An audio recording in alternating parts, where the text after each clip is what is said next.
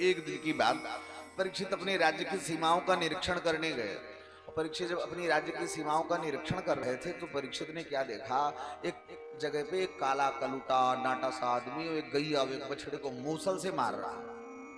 परीक्षित ने देखा गाय रो रही, बछड़ा रो रहा, और ये पागल क्या कर रहा है, तलवार खींच ली। मारो दी तस्य जननी, हे मां रोना बंद कर, खलाना महिषास्तरी। इन दुष्टों को मारने के लिए अभी परीक्षित जिंदा है, मर नहीं गया।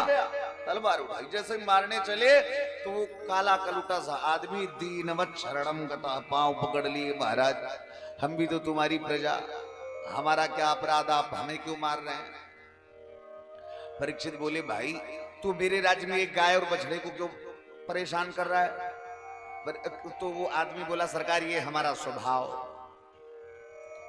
तो परीक्षित बोले हम तुमको यहां रहने नहीं देंगे, ये हमारा प्रभाव, निकल जाओ हमारे राज्य की सीमाओं से। वो आदमी बोला सरकार जहां तक नजरें उठाओ एक छत्र साम्राज्य आपका है, भाग के जाएं तो जाएं कहां, हम भी तो तुम्हारी प्रजा, हमको भी थोड़ी जगह दो। तो परीक्षित ने पूछा पहले तो अपना परिचय दे, तेरा नाम क्या, तू कौन है। तो वो आदमी बोला प्रभु सतयुग गया, त्रेता आया, त्रेता गया, द्वापर आया, भगवान गए, भगवान के साथ ही द्वापर भी गया, अब मेरा समय आ गया, मैं कलयुग हूं, अब मेरा समय। राजा परीक्षित ने पूछा एक बात बता, तेरे अंदर गुण कितने हैं और दोष कितने हैं। कलयुग मुस्कुराया सरकार दोषों का भंडार, दोषों की खान, ऐसा कोई दोष नहीं, ऐसा कोई अवगुण नहीं, ऐसी कोई बुराई नहीं जो मुझ में ना हो। लेकिन महाराज जिसके अंदर गुण उसके अंदर अवगुण, जिसके अंदर अवगुण उसके अंदर गुण, ये तो शास्त्र का नियम है। तो सरकार एक गुण भी हमारे पास में है। अच्छा गुण कौन सा। वो कलयुग बोला यत् फलम नास्ति तपसः न योगी न समाधिना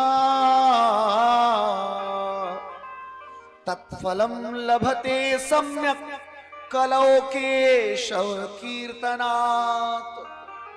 जो फल सतयुग में, त्रेता में, द्वापर में बड़े बड़े यज्ञ हजारों वर्ष की समाधि लगाने से नहीं मिलता था, कलयुग में वो सारा फल कलयुग केवल नाम आधारा, कलयुग के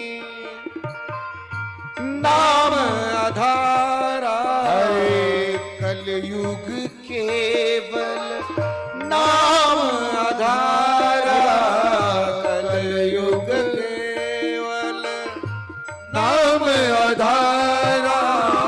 सुमिरी सुमिरी नर उतर ही पारा, सुमिर सुमिर नर उतर ही पारा, सुमिरी सुमिरी नर उतर ही पारा।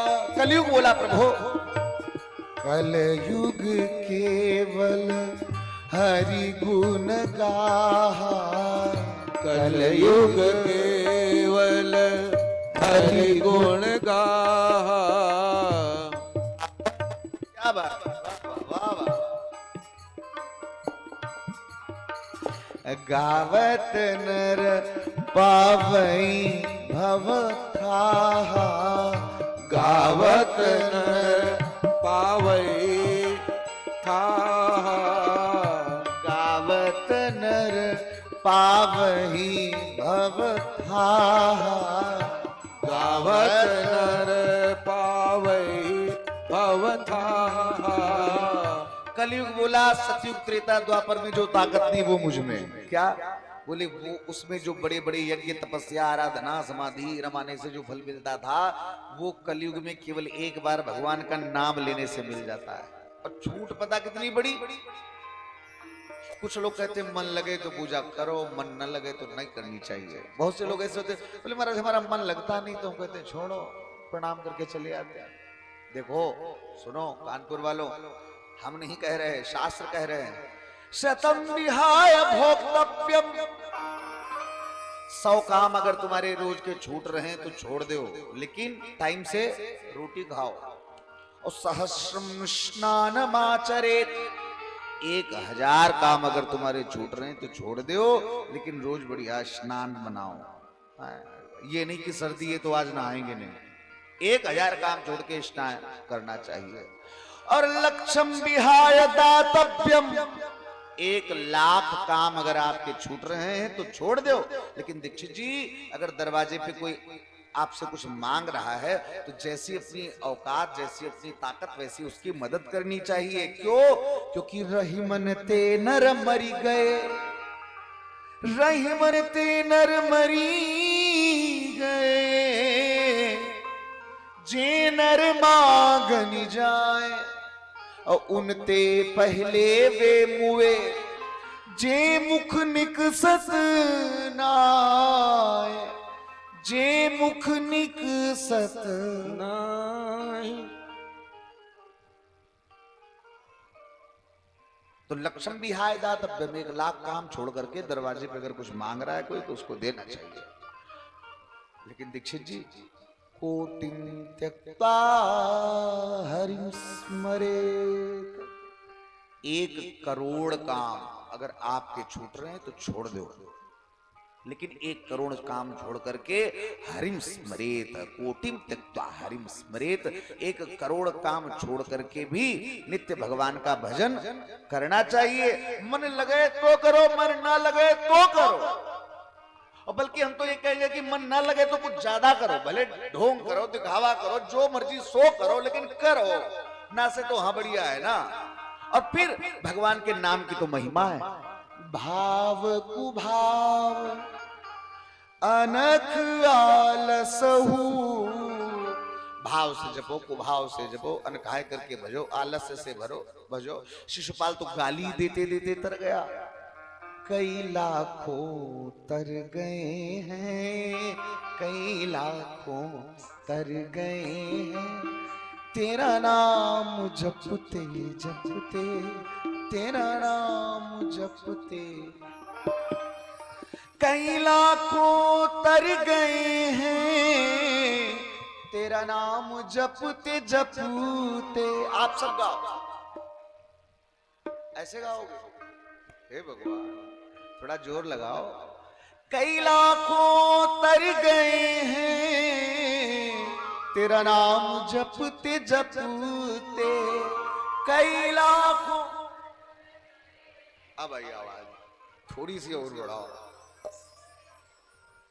तेरे द्वारे आ गए हैं, तेरे द्वारे आ गए हैं, तेरा नाम जपते जपते, तेरा नाम जपते जपते, तेरे द्वारे आ गए हैं, तेरे द्वारे आ गए हैं, तेरा नाम जपते जपते, तेरा नाम जपते जपते, कई लाखों तर गए हैं, कई लाखों तर गए हैं, तेरा नाम जपते जपते, तेरा नाम जपते जपते।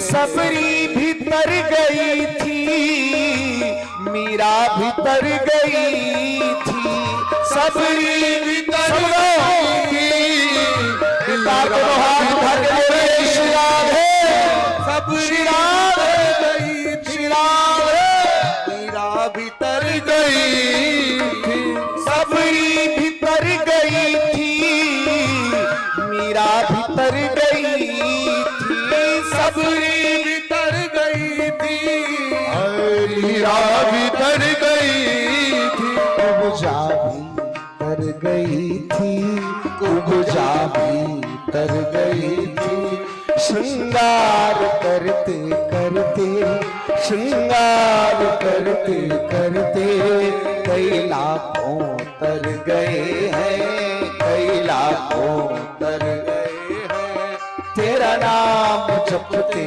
जपते, तेरा नाम जपते जपते, वो तेरा नाम जपते जपते, तेरा नाम जपते जपते।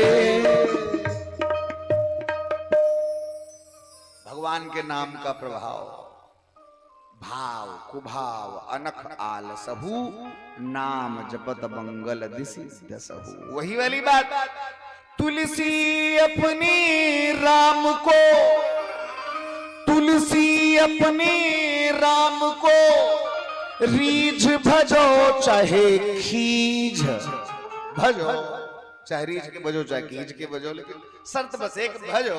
अगर भजा तो क्या हुआ, बोले तुलसी अपनी राम को, रीझ भजो चाहे खींच, लेकिन उल्टे सीधे जामी है ज्यों खेती को बीज। उल्टे सीधे जामी है ज्यों खेती को बीज। आज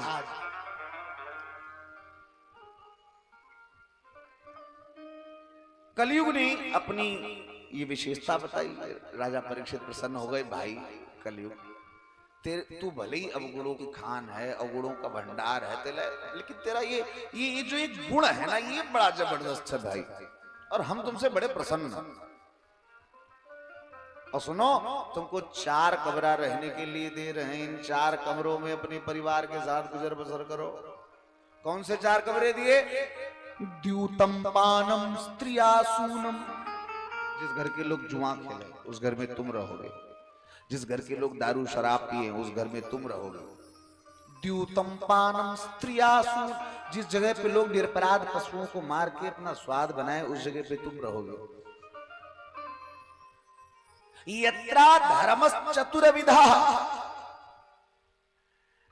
ऐसे 4 कमरे राजा परीक्षित ने कलयुग को रहने के लिए दिए। दीक्षित जी कलयुग फिर से हाथ जोड़ के खड़ा हो गया, पुनश्च याचमान आया। राजा परीक्षित से बोला, महाराज ये तो वही वाली बात हो गई कि जैसे यात्री की शकल देखी वैसे ही धर्मशाले का कमरा खोल दिया। तुम तो गेस्ट हाउस वाले हो, अच्छे से जानते हो किसको क्या देना। होटल वालों का ये नियम, शकल देख के। तो कलयुग बोला, सरकार शकल देख के दरवाजे के कमरे खोल दिए, लेकिन सुनो हमारा एक गुण तो तुमको बड़ा अच्छा लगा है। एक काम करो, एक उस गुण के नाते कम से कम एक ड्राइंग रूम तो बढ़िया दे दो। मान लो कानपुर से शोभित भैया आए गए अपने 4 यारों के साथ, मित्रों के साथ, तो कहाँ बैठाएंगे? बैठने उठने के लिए कम से कम एक कमरा, एक ड्राइंग रूम तो बढ़िया होना चाहिए। पुनश्च याचमानाय, फिर से याचना करी। तो राजा परीक्षित के मुंह से निकल गया, सोना, आज से सोने में भी तुम्हारा वास होगा। अच्छा, वेद की श्रुति कहती है, दीक्षित जी जब सुबह भैया लोग पूजन करवाते हैं, आप पूजन करते हैं, ये आपसे दक्षिणा चढ़वाते होंगे, और जब दक्षिणा चढ़वाते हैं तो मंत्र बोलते हैं। वेद की श्रुति वैदिक मंत्र है। ओम हिरण्यगर्भः समवर्तताग्रे भूत सजातः पतिरेग आसी सदा धार पृथ्वीन्द्यामुदेमां कसमै देवाय हविघा विधेम। भगवान का नाम है हिरण्यगर्भ, जिनके गर्भ में सोना रहता हो, और शालिग्राम भगवान के अंदर सोना पाया जाता है। भगवान का नाम हिरण्यगर्भ। तो जहां भगवान वहां कलयुग कैसे आ सकता है? बोले देखो, जो 1 नंबर की कमाई मेहनत से कमा के बनाई गई उस पे भगवान का वास होता है, और जो 2 नंबर वाली, बोले उस पे कलयुग का वास होता है।